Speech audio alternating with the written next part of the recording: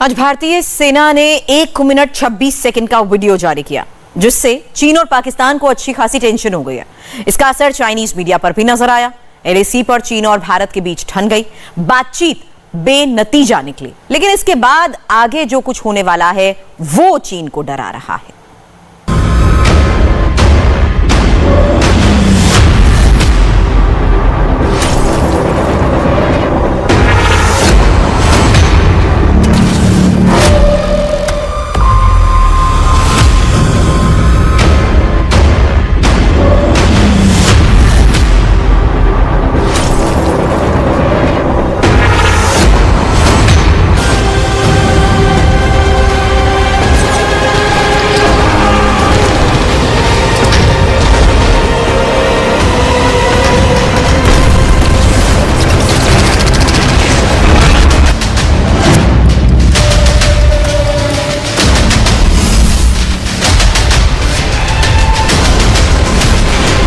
प्रबल और सक्षम भारतीय सेना के ये दो शब्द एलएसी पर चीन और एलओसी पर हर पाकिस्तानी साजिश का जवाब है।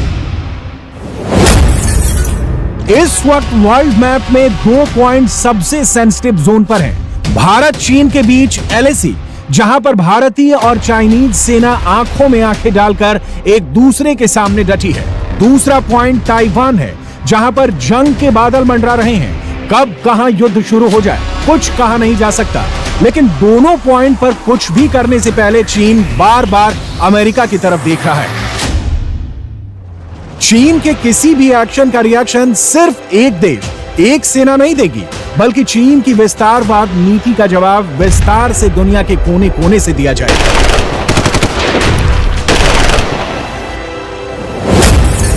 चीन की निगाहें इस वक्त अमेरिका के अलास्का और बंगाल की खाड़ी पर टिकी हैं।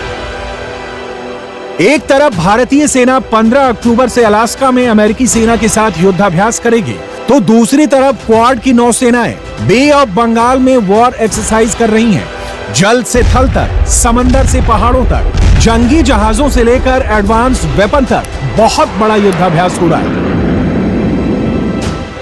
सबसे पहले भारत और अमेरिका के बीच होने वाला युद्धाभ्यास का ट्रेलर देखिए।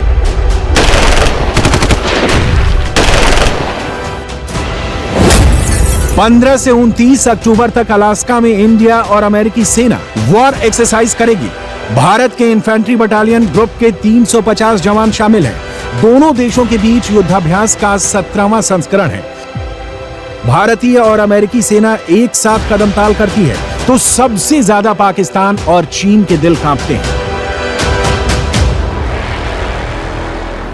आज मैं आपको खबर देता हूं जिसके बारे में 99% मुझे यकीन है कि उसकी तस्दीक होगी। 100% तो इसलिए कि भाई ये सोर्सेज ने मुझे बताया है और बैरून मुल्क सोर्सेज ने बताया। ऐसी क्या खबर है? ऐसी क्या खबर है? पहले कभी मैंने आपको कभी कोई बड़ी खबर नहीं दी। आप हमेशा बड़ी खबर देते हैं, मगर बैरून मुल्क से कौन सी आपके पास खबर आई है? बैरून मुल्क भी रबते हैं क्या अखबार में? इसको क्या रबते नहीं होते? हमारे अखबार में बाहर जाके शामिल नहीं हुए तो जासूस बढ़ा रहे हैं आप। तो अमेरिका चाहता है, इंडिया से उसने कहा है कि मकबूजा कश्मीर में, नॉर्थ वेस्ट इंडिया कहा है जो मकबूजा कश्मीर के सिवा और कोई इलाका नहीं हो सकता, और लद्दाख के सिवा अड्डे बनाने की इजाजत दी जाए। पाकिस्तान से वो कह रहे हैं फिजाई एक्सेस दी जाए। जैसे अफगानिस्तान में हालात बदले हैं, पाकिस्तान और अमेरिका में दूरियां बनी हैं। पाकिस्तान को लग रहा है इंडिया और अमेरिका मिलकर कुछ बहुत बड़ा प्लान कर रहे हैं। बिल्कुल ऐसा ही चीन को भी लग रहा है। चीन का सरकारी अखबार ग्लोबल टाइम्स भी हिंदुस्तान और अमेरिका की खबरों से भरा पड़ा है। हर दिन ग्लोबल टाइम्स भारत यूएस को लेकर एक नया आर्टिकल छापता है। इस अखबार में वही छपता है जो जिनपिंग के ऑफिस से आता है। जब से चीन ने अमेरिका, ऑस्ट्रेलिया, इंडिया और जापान की क्वाड ताकत देखी है, तब से चीन कुछ ज्यादा ही फड़फड़ा रहा है। क्योंकि चीन जानता है ये 4 देश, ये 4 महाशक्तियां चीन को रोक भी सकती हैं, उसका गुरूर चकनाचूर भी कर सकती हैं। और इसका ट्रेलर इस वक्त बे ऑफ बंगाल में लाइव चल रहा है। बंगाल की खाड़ी में मालाबार युद्धाभ्यास चल रहा है, जिसमें भारत, अमेरिका, जापान और ऑस्ट्रेलिया की नेवी हिस्सा ले रही है। इसी साल क्वाड देशों की ये दूसरी वॉर एक्सरसाइज है। मालाबार फेज 2 सबसे अहम है। इस बार चारों देशों ने सबसे खतरनाक जंगी जहाज भेजे हैं जो न्यूक्लियर हमला करने पर भी सक्षम है। अमेरिका ने USS Carl Vinson, missile cruiser USS Lake Champlain, missile विध्वंसक यूएसएस स्कॉट बेल युद्धाभ्यास में हिस्सा ले रहे हैं। भारत ने आईएनएस रणविजय और आईएनएस सतपुरा पनडुब्बी और P-81 जेट्स के बेड़े को तैनात किया है। जापान में हेलीकॉप्टर कैरियर जेएस कागा और विध्वंसक पोत जेएस मुरासाइमे को भेजा है। ऑस्ट्रेलिया की तरफ से फ्रिगेट HMAS बल्लाराट और HMAS सीरियस मौजूद है। ये दुनिया का सबसे खतरनाक जंगी बेड़ा है जिसके सामने कोई भी देश टिक नहीं सकता है, चाहे वो चीन ही क्यों ना हो। इसका एहसास चीन को भी अच्छा खासा है, क्योंकि अगर इस बार जंग हुई तो ये 1-to-1 कन्वेंशनल युद्ध नहीं होगा, बल्कि ये मल्टी कंट्री वॉर होगी। मिनी वर्ल्ड वॉर तक कहा जा सकता है। चीन के पास सिर्फ पाकिस्तान होगा, जबकि भारत, अमेरिका, जापान और ऑस्ट्रेलिया एक साथ होंगे। चीन और भारत के युद्ध में रूस का रोल न्यूट्रल रहेगा। पाकिस्तान की बात करें तो उसको समंदर की ओर देखने में डर लग रहा है। वजह खुद पाकिस्तानियों से सुनिए। एक और बड़ी खतरनाक चीज है जो इंडिया ने की है, साथ ही क्योंकि बहिरा हिंद है, अब वो भी खतरे से खाली नहीं है। भारत ने बहिरा हिंद में एंटी बैलिस्टिक मिसाइल सिस्टम लगा दिया लाकर। ये पाकिस्तान ने इसका इंकशाफ किया है और भारत की जो जारहाना पॉलिसी है उसके बारे में पाकिस्तान ने इसके बारे में बताया है। अक़वाम मुत्तहिदा में पाकिस्तानी मंदूब मुनीर अकरम का अक़वाम मुत्तहिदा की जनरल असेंबली की फर्स्ट कमेटी से खिताब हुआ है। उन्होंने वहां कहा कि भारत ने बहिरा हिंद में एटमी बैलिस्टिक मिसाइल सिस्टम लगा दिया है। पाकिस्तान किसी भी मुमकिन भारतीय जारहियत का मुकाबला करने के लिए पूरी कुव्वत के साथ अपने दिफा का पूरा हक महफूज रखता है और इस सिलसिले में पाकिस्तान जो भी कर सका पाकिस्तान करेगा। भारत ने पहले बहिरा हिंद के अंदर एटमी हथियार पहुंचाए हैं, अब पाकिस्तान को भी उसके बदले में ऐसा ही करना पड़ेगा। बे ऑफ बंगाल में मालाबार फेज 2 की एक एक तस्वीर चीन बड़े गौर से देख रहा होगा, क्योंकि उसको आज नहीं तो कल इसी फौज का सामना करना पड़ेगा जिसके आसार खुद चीन ताइवान में बना रहा है। इस वक्त ताइवान में बड़े युद्ध की तैयारी चल रही है। आर्मी, नेवी, एयरफोर्स हर कोई वॉर मोड पे है। पूरा ताइवान रेड अलर्ट पर है, क्योंकि चीन बार बार ताइवान को धमका रहा है, कभी फाइटर प्लेन से, कभी मिसाइल से। ताइवान को सरेंडर करने पर मजबूर कर रहा है, लेकिन ताइवान झुकेगा नहीं, बल्कि वो चीन से लड़ने को तैयार है। ताइवान के राष्ट्रीय दिवस पर ताइवान के राष्ट्रपति साई इंग वेन ने अपनी जनता, अपनी सेना को बेहद खास मैसेज दिया।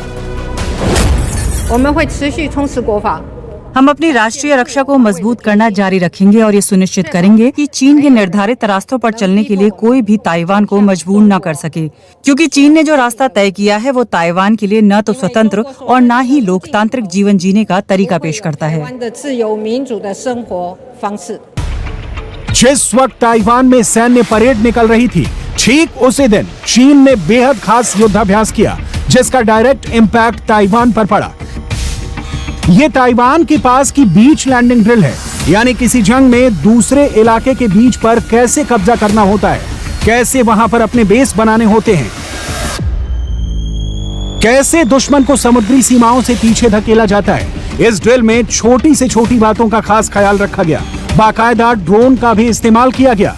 इस ड्रिल को ताइवान पर अटैक का रिहर्सल माना जा रहा है। अगर ताइवान पर चीन हमला करता है तो उसके बाद चीन को किस किस चीज का सामना करना पड़ेगा, इसका वॉर सीन तैयार किया गया।